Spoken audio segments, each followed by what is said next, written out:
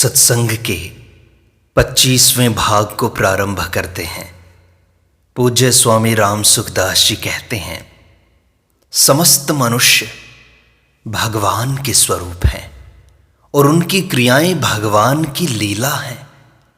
अन्नकूट के प्रसाद में रसगुल्ला भी होता है और करेला भी होता है।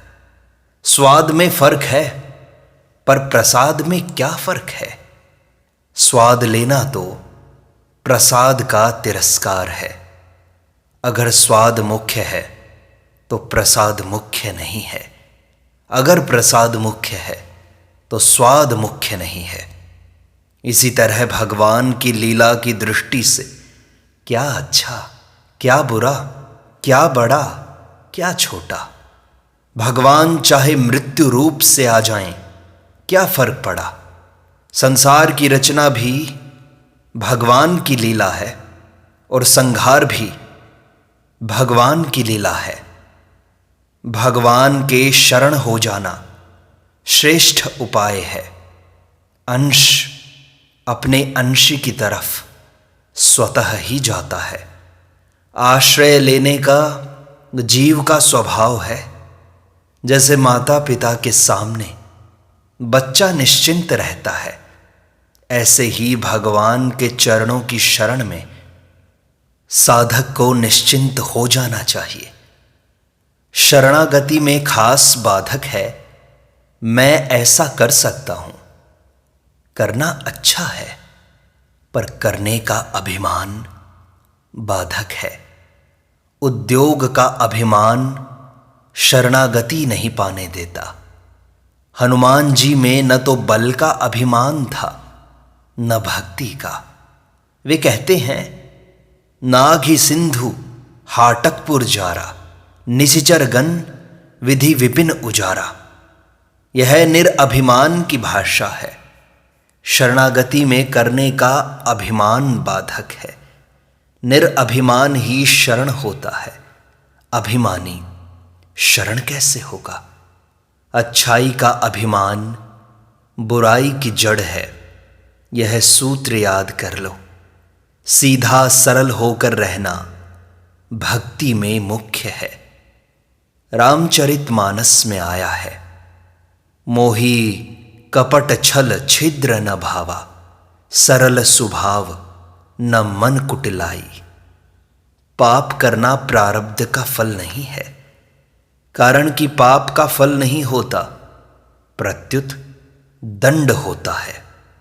पाप पाप नहीं कराता, पाप का अभिमान पाप कराता है। मानव शरीर बड़ा ही दुर्लभ है, पर प्राप्त होने के कारण यह दुर्लभ दिखाई नहीं देता। दुर्लभ होने पर भी यह कब बिछुड़ जाए इसका कोई पता नहीं। ऐसा कोई वर्ष, महीना, दिन, घंटा, मिनट, सेकंड नहीं है जिसमें मृत्यु न होती है। यह प्रतिक्षण मर रहा है। बिना विचार किए ही ऐसा दिखाई देता है कि हम जी रहे हैं। सुख नाम थकावट का है और भोग नहीं भोग सकते इस असामर्थ्य का नाम सुख है। भगवान के भजन से आप भी निहाल हो जाओगे और दूसरों को भी निहाल करोगे।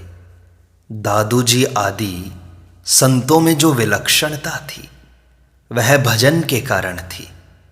एक घर में भजन हो तो पास के दूसरे घरों में भी पवित्रता आ जाती है। मीराबाई के पद गाने से शांति मिलती है, पाप नष्ट होते हैं। जैसे दूल्हे के बिना बारात किस काम की, ऐसे ही भजन के बिना मनुष्य शरीर किस काम का। भगवान का भजन नहीं किया तो शरीर किस काम का, जीवन किस काम का। जैसे भोजन खुद को ही करना पड़ता है, ऐसे ही भजन भी खुद को ही करना पड़ेगा। यह काम ब्राह्मण या नौकर नहीं करेगा। दादू जी की वाणी में कोमलता, सरलता बहुत है। संत मत एक होने पर भी अपने स्वभाव के कारण वाणी में फर्क रहता है। सत की प्राप्ति असत के त्याग से होती है, असत के द्वारा नहीं होती। तत्व करण निरपेक्ष है, अंतःकरण असत है, उसके द्वारा सत का चिंतन कैसे होगा? असत का त्याग करने से स्वरूप में स्थिति स्वतः होती है। वास्तव में स्वरूप में स्थिति तथा असत की निवृत्ति स्वतः सिद्ध है। सच्चे हृदय से भगवान की तरफ लग जाएं, भगवान के सम्मुख होने पर लाभ ही लाभ है और विमुख होने पर हानि ही हानि है। शरीर अनंत ब्रह्मांडों का एक नक्शा है। शरीर का निरंतर परिवर्तन होता है, पर उसमें रहने वाले परमात्मा के अंश का कभी परिवर्तन नहीं होता। बदलने वाले शरीर को सुख देने के लिए दूसरों को दुख देने का परिणाम बड़ा ही भयंकर होगा। अतः परमात्मा को याद करो और दूसरों को सुख पहुंचाओ। अपने को शुद्ध निर्मल बनाने की वृत्ति है। सर्वे भवन्तु सुखिनः, सर्वे सन्तु निरामयाः, सर्वे भद्राणि पश्यन्तु, मा कश्चिद् दुख भाग भवेत्। बीज तो बोया जाएगा विनाशी, पर खेती होगी अविनाशी। भगवान के भजन में लगने वाला दुनिया को बड़ा लाभ पहुंचाता है। आजकल के जमाने में पाप न करना भी बड़ा भारी पुण्य है। एक श्रोता ने स्वामी जी से पूछा कि सेवक की सेवा कैसे करें? स्वामी जी ने कहा, उसे नाम जप, भजन सत्संग में लगाना एक नंबर की सेवा है। शरीर निर्वाह की वस्तुएं देना ये 2 नंबर की सेवा है। जिस वस्तु की सत्ता होती है उसका कभी अभाव नहीं होता। यदि उसका कभी भी अभाव होता है तो वास्तव में वह है ही नहीं। जिसकी दृष्टि नहीं पर रहती है वह है को नहीं जान सकता। जैसे व्यापारी की दृष्टि निरंतर रुपयों पर ही रहती है, ऐसे ही साधक की दृष्टि सत्य तत्व पर रहे। संसार में सच्चापन परमात्मा का ही दिखाई देता है। मुक्ति स्वतः सिद्ध है। बंधन को सत्ता आपने दी है, असत को सत्ता दे दी, यही तो हानि है। वास्तव में न गुरु है न चेला है, एक परमात्मा ही है। वासुदेवः सर्वम। भीतर के भावों की ही महत्ता है, बाहरी वस्तुओं की महत्ता नहीं है। भीतर में भगवान की महत्ता होनी चाहिए। बाहर में कितना ही वैभव हो पर भीतर भगवान नहीं है तो वह खोखला है। बाहर से चाहे फूटी कोड़ी भी न हो पर भीतर में खजाना भरा हो, आने जाने वाली वस्तु उसकी क्या कीमत है? कंचन खान खुली घट माही, रामदास के टोटो नाही। मनुष्य के सामने जो भी परिस्थिति आती है वह सब केवल साधन सामग्री है। उसे भोग सामग्री बनाना गलती है। सुखदाई परिस्थिति सेवा करने के लिए है और दुखदाई परिस्थिति सुख की इच्छा का त्याग करने के लिए है। सुखदाई परिस्थिति में तो परिश्रम करना पड़ता है, पर दुखदाई परिस्थिति में कोई झंझट नहीं है। केवल सुख की इच्छा का त्याग करना चाहिए। जाहि विधि राखे राम, ताही विधि रहिए। सीताराम सीताराम सीताराम कहिए। कामना के होने के कारण ही जीव चेतन होते हुए भी जड़ का दास हो जाता है। इस चाहना को मिटाने के लिए पारमार्थिक चाहना की आवश्यकता है। परमात्मा की चाहना हो जाए तो संसार की चाहना मिट जाएगी और परमात्मा की चाहना पूरी हो जाएगी। कामना इतना पतन करती है कि मनुष्य मनुष्यपने से ही गिर जाता है। जितनी कामना की उतना तो परमात्मा से विमुख हो ही गए। दूसरों की न्याय युक्त आवश्यकता पूरी करने से, दूसरों को सुख पहुंचाने से अपनी कामना मिट जाती है। मन, वाणी, शरीर से किसी का भी अहित चाहना बड़े भारी पतन की बात है। परमात्मा की प्राप्ति करने से नहीं होती, अपितु जानने और मानने से होती है। स्वतः सिद्ध तत्व में करना काम नहीं आता। तत्व का कभी कहीं भी किसी के लिए भी अभाव नहीं है। ना भावो विद्यते सतः, केवल उधर दृष्टि नहीं है बस। हम सबके अभाव को जानते हैं पर अपने अभाव को नहीं जानते। अपने अभाव का ज्ञान किसी को भी नहीं होता। तत्व भाव रूप है, अतः परमात्मा के अभाव का अनुभव भी किसी को नहीं होता। परमात्मा कैसा है इसका पता नहीं, पर वह है, इसमें संदेह नहीं है। परमात्म तत्व है, केवल इसको दृढ़ता पूर्वक मान लें तो निहाल हो जाओगे। जो अपार असीम होता है वह काला दिखाई देता है। परमात्मा के होने में संत महात्मा सबसे प्रबल प्रमाण है। वैसा प्रमाण और कोई नहीं है।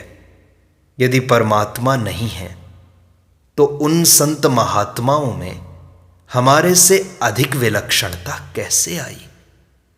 शरीर, संसार, इनको परिवर्तनशील समझने मात्र से अपने स्वरूप में स्थिति हो जाएगी। संसार में मेरा कुछ नहीं है और ना ही मुझे कुछ लेना है। शरीर, संसार के साथ हमारा संबंध रह सकता ही नहीं। उनसे नित्य निरंतर वियोग हो ही रहा है। उनको स्थायी मानकर ही सुख भोग और संग्रह होता है। भगवान से संबंध रखने वाली प्रत्येक वस्तु का बड़ा महात्म्य है। उनमें सबसे विलक्षण है भगवान का नाम। श्रीमद् भागवत महापुराण के अजामिल उपाख्यान में शुकदेव जी ने नाम की बड़ी विलक्षण महिमा कही है। नाम सुनने से बीमार व्यक्ति को भी बड़ी शांति मिलती है। नाम की महिमा अपार, असीम, अनंत है। प्रहलाद जी ने भगवान के किसी रूप का ध्यान नहीं किया था। भगवान है रूप से विद्यमान है। हिरण्यकशिपु ने पूछा था कि तेरा भगवान कहाँ है? तो वे बोले कि कहाँ नहीं है मेरा भगवान, भगवान है। यह प्रहलाद जी ने दृढ़ता से मान लिया। पिता ने उनका त्याग कर दिया तो परम पिता ने उन्हें अपना लिया। भगवान को है मान लेने पर दर्शन देने की जिम्मेदारी भगवान पर आ जाती है। वे सब जगह परिपूर्ण हैं, वे ही हमारे हैं। यह दिखाई देने वाला संसार हमारा नहीं है, वे ही हमारे हैं। प्रत्येक कार्य विचार और विवेक पूर्वक करना चाहिए। पहले विचार करें, फिर विवेक से काम करें। विचार न करने से मूर्खता आती है। जैसे लोगों ने रुपयों को महत्व दे रखा है। वास्तव में रुपयों से वस्तु श्रेष्ठ है, वस्तुओं से स्थावर श्रेष्ठ है, स्थावर से जंगम श्रेष्ठ है, जंगम से गाय श्रेष्ठ है, गाय से मनुष्य श्रेष्ठ है, मनुष्य से भी विवेक श्रेष्ठ है और विवेक से सत्य तत्व श्रेष्ठ है। उस सत्तत्व की तरफ ख्याल न करके रुपयों को श्रेष्ठ मानने से बुद्धि भ्रष्ट हो जाती है। मनुष्य की असली इज्जत महिमा विवेक से है। वह विवेक का जितना आदर करेगा उतना ही ऊंचा उठ जाएगा। मनुष्य के पास एक बहुत विलक्षण धन है जो सबको बराबर मिला हुआ है। यह धन है मानव जीवन का समय।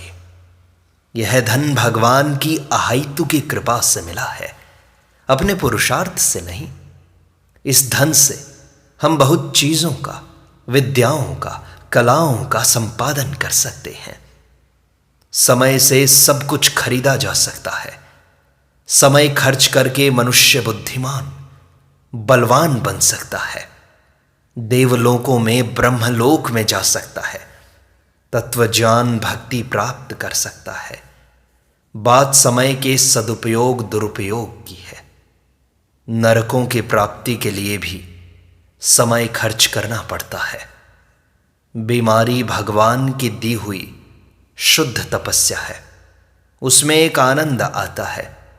ऐसे तप से बुद्धि भी विकसित होती है। प्रत्येक परिस्थिति में हमारी दृष्टि भगवान पर रहनी चाहिए। विपरीत से विपरीत परिस्थिति में भी भगवान की कृपा रहती है। जो प्रतिकूल परिस्थिति में रोते हैं वे बालक हैं, बेसमझ हैं।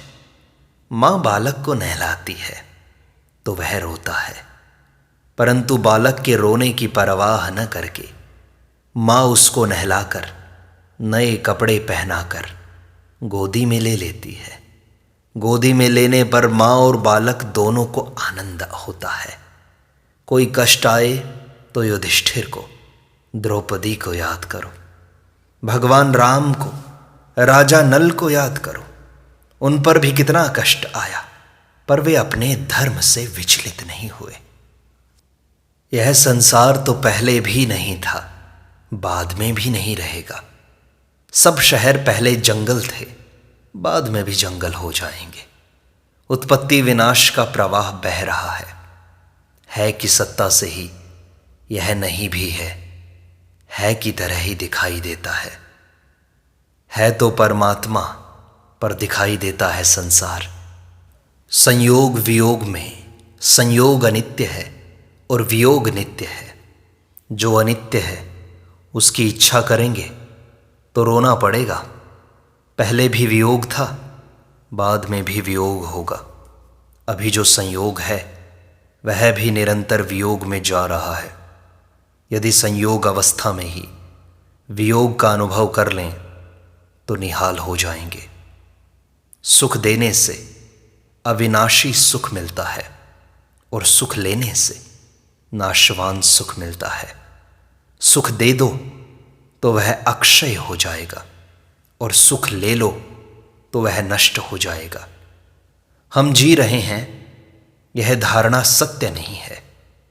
सत्य तो यह है कि हम मर रहे हैं। जितने वर्ष चले गए उतने ही हम मर गए। हम निरंतर मर रहे हैं, जीवन से दूर जा रहे हैं, पर वहम होता है कि हम जी रहे हैं। यह संसार मृत्यु संसार सागर है। इसमें हर चीज मर रही है, इसलिए सावधान हो जाओ। सिवाय भगवान के कोई आपकी रक्षा करने वाला नहीं है। जो संपूर्ण दोषों का खजाना है वह कलयुग बड़ी तेजी से आ रहा है। अतः निरंतर नाम जप करते रहें। यह नाम रूपी धन आप निरंतर संग्रह करते रहें। जीवन का कोई भरोसा नहीं है, मरना निश्चित है। सब चीजें महंगी हो रही हैं। भगवान का भजन भी महंगा हो रहा है। मृत्यु का कोई समय निश्चित नहीं है, इसलिए हर समय भजन करते रहो। सर्वेषु कालेषु माम अनुस्मरा। जैसे वियोग नित्य है ऐसे ही अक्रियता भी नित्य है। प्रत्येक साधन के अंत में अक्रिय अवस्था आती है।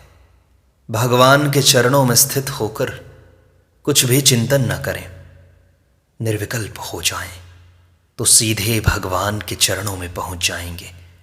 कुछ करना शेष नहीं रहा। भगवान के चरण कहाँ नहीं है, सब जगह भगवान के चरण हैं। सर्वतः पाणिपादम। स्याही में कौन सी लिपि नहीं है, सोने में कौन सा गहना नहीं है, पत्थर में कौन सी मूर्ति नहीं है। जहां निश्चय करो वहीं भगवान प्रकट हो जाते हैं। प्रहलाद जी के लिए वे खंबे से प्रकट हो गए। परमात्मा मैंपन से भी नजदीक है। उनके शरण हो जाएं। जहां शरण हुए वहीं भगवान है। सत्संग का यह भाग संपूर्णता को प्राप्त होता है। शेष अगले अंक में।